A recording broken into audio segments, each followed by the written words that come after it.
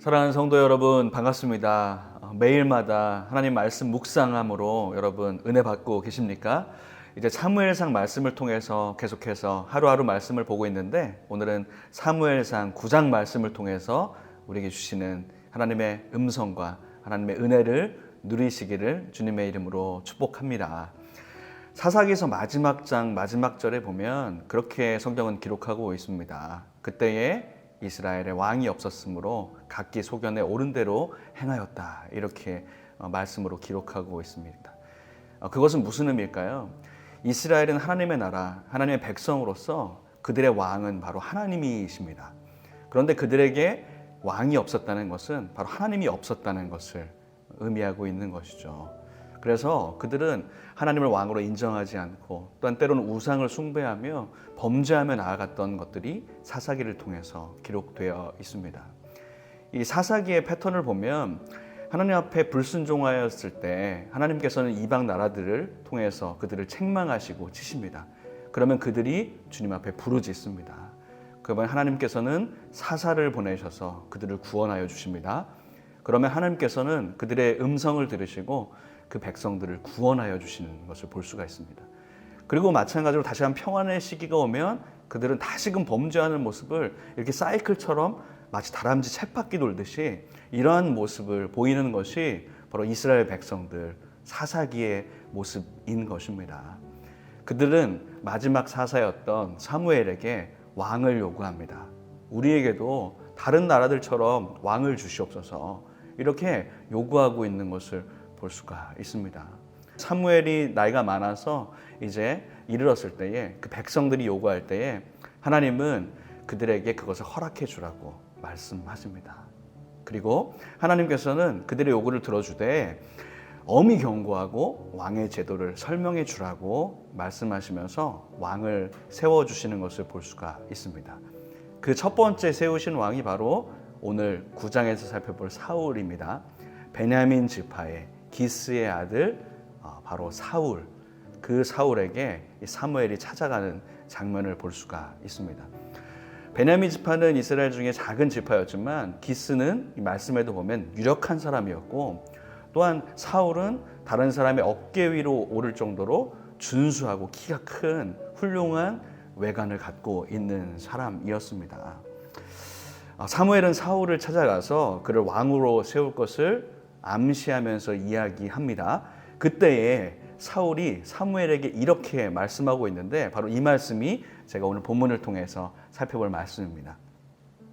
사무엘상 9장 21절 말씀 제가 한번 봉독하도록 하겠습니다. 사울이 대답하여 이르되 나는 이스라엘 지파의 가장 작은 지파 베냐민 사람이 아니니까, 또 나의 가족은 베냐민 지파 모든 가족 중에 가장 미약하지 아니하니까 당신이 어찌하여 내게 이같이 말씀하시나이까 하니, 이렇게 기록하고 있습니다. 이스라엘 중에 가장 작은 지파요, 우리는 가족 중에 연약한 사람입니다. 저 또한 연약한 사람입니다. 이렇게 사울은 고백하면서 이야기하면서 자기를 낮추고 있습니다. 사랑하는 성도 여러분, 하나님께서는 이 사울을 왜 이스라엘의 왕으로 세우셨을까요? 바로 그가 고백했듯이 그 자신을 스스로 낮추고 겸손할 때에 하나님께서는 사울을 왕으로 세워주신 것입니다. 하나님은 이 사울이 고백한 대로 그 마음의 겸손한 중심을 보시고 그를 축복하시며 세워주신 것입니다. 스스로 작게 여기는 사람, 낮아지고 겸손한 사람, 바로 이러한 사람을 하나님께서는 사용하시는 줄로 믿습니다. 하지만 안타깝게도 사울은 왕이 되고 또한 시간이 흘러가면서 그 마음의 중심을 잃어버렸습니다. 왕으로 승승장구하면서 스스로 높아지는 그의 모습을 볼 수 있는데, 제가 그 뒤에 장이지만 사무엘상 15장 12절 말씀을 한번 그가 어떻게 변했는지 한번 말씀을 제가 읽어드리겠습니다. 사무엘이 사울을 만나려고 아침에 일찍이 일어났더니 어떤 사람이 사무엘에게 말하여 이르되 사울이 갈멜에 이르러 자기를 위하여 기념비를 세우고 발길을 돌려 길갈로 내려갔다 하는지라, 이렇게 기록하고 있습니다. 사울은 어느새 자신의 전쟁에 승리했을 때에 자신의 이름을 높이고 자신의 기념비를 세우는 변해버린 모습을 발견할 수가 있는 것입니다. 처음 왕으로 세워졌을 때에 그의 초심이 어느새 잃어져 버린 것이죠.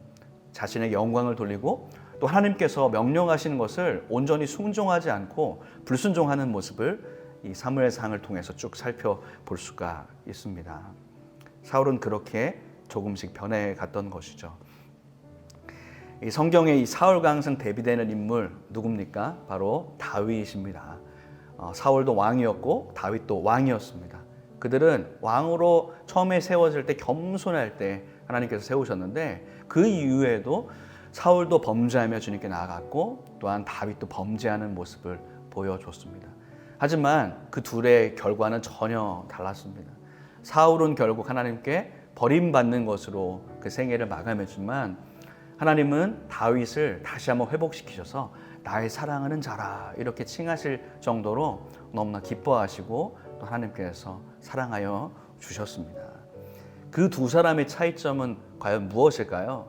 바로 그것은 그들의 초심을 지켰느냐 그렇지 않느냐의 그곳에서 바로 그 둘의 결과가 다르게 된 것입니다. 다윗도 태평성대를 누리면서 그 마음이 너무나 느슨해졌죠.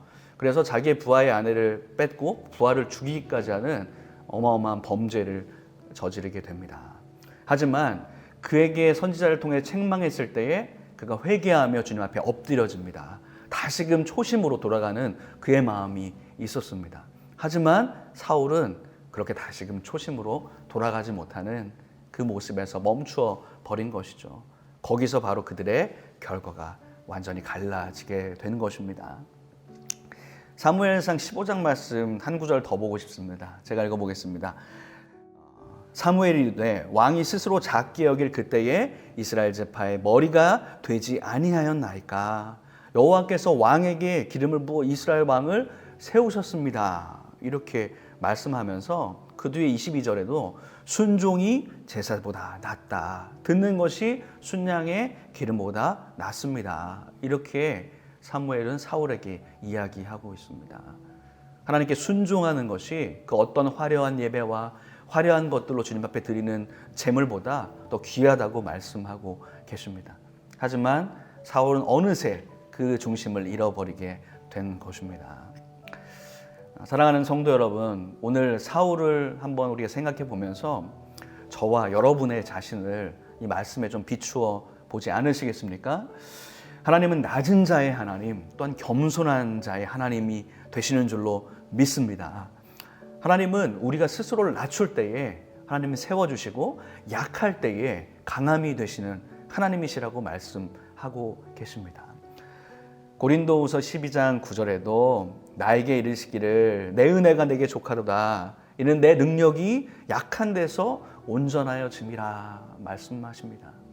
우리의 약해질 때에 우리가 스스로 낮아질 때에 하나님께서 우리를 높이시고 강하게 하시는 분이신 줄로 믿습니다.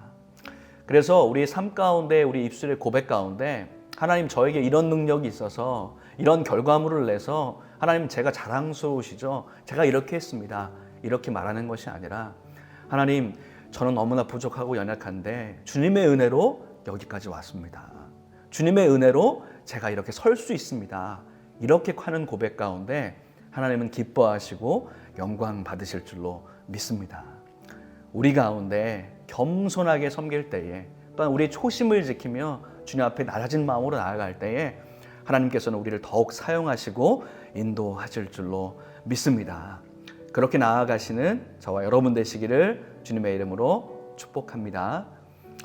함께 기도하겠습니다. 사랑해 주님 감사합니다. 낮은 자의 하나님, 약할 때 강함이 되시는 하나님, 그 하나님을 의지하며 나아갑니다. 하나님 우리 자신의 높아진 마음들이 있다면 다시 한번 주님 앞에 엎드리며 낮아집니다.